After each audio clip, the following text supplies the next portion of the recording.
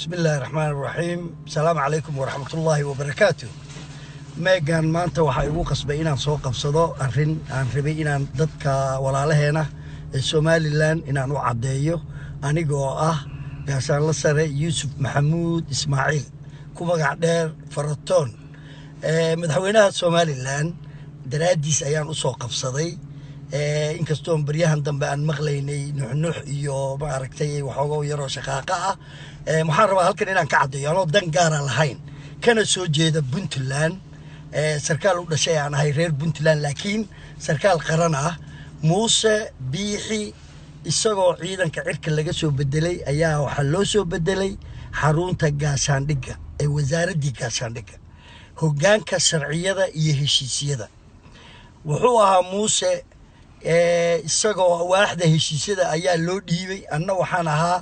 waaxda soo dejinta iyo dekedaha ayaan qaabilsanaa wixii qalab ee militariga u yimaada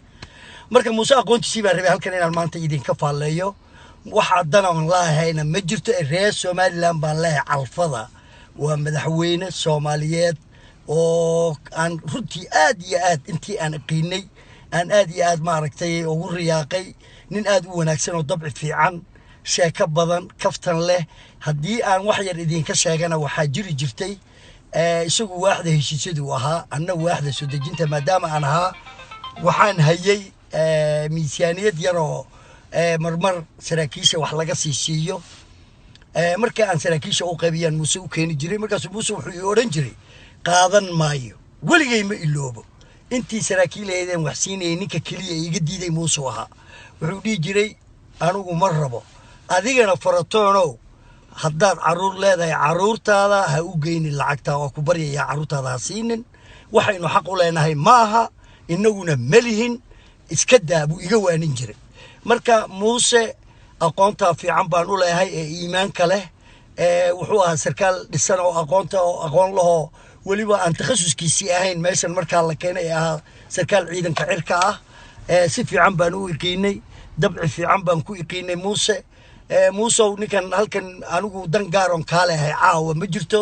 Mareykan baan joogaa baahi ima hayso laakiin